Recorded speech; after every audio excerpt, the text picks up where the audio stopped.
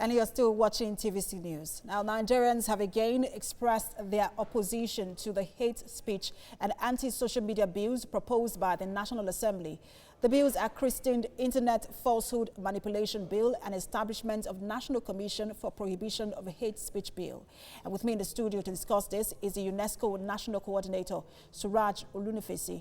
Many thanks to you for joining us on this hour. Thank you so much. Now, given the public outcry against this bill, now we've seen at the stakeholders town hall yesterday, it was also rejected. How much impact do you think that public hearing on this bill would have on these bills? Yeah, we are not going to relent our efforts. This is the right time that Nigeria needs to, put up their voices against this bill, because this bill is lined with falsehood.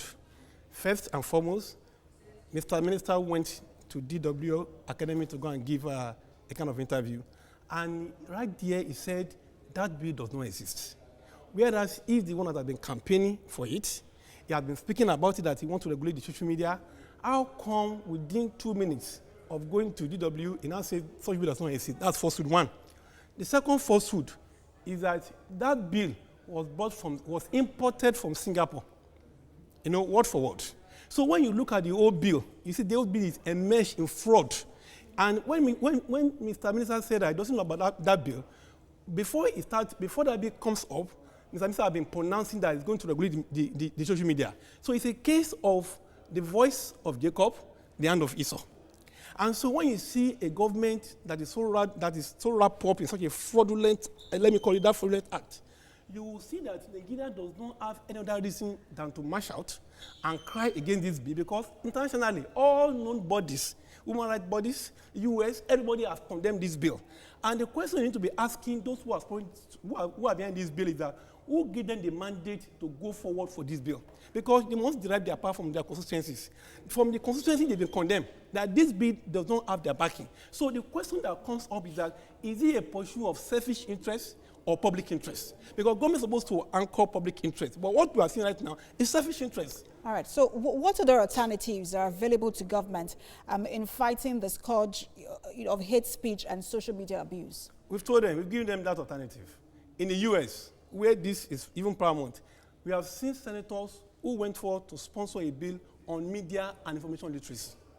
And they've bought about $30 billion. And what are they going to do about it? They know that we have come to a kind of communication ecology in which people need to know how to engage media and to be able to differentiate between fake news and real news.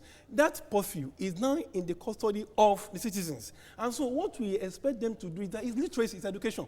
Educating people about fake news, putting up a curriculum that can address this issue, because UNESCO said that since war begins in the mind of men, it is the same mind of men will be the bastions of peace. So what we're talking about is that people need to be aware of those who that provide information before them. Source authentication, source verification, news authentication. Those are news literacy, those are the issues. And those are the things that government will be promoting. If today they start hanging people and killing people, it will not end fake news. And let me just mention one thing.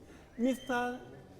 Lai Mohammed is not guilty of the so-called fake news. Because when he went to go and talk to DW Data, there's something called social media bills. Whereas he knew everything about it, right. He himself is a victim of this fake news. So we need to, it's about literacy, it's about education. Like I mentioned right now, on the news. It's a very interesting conversation that Nigerians are, very much, interested in, but we do not have enough time for this.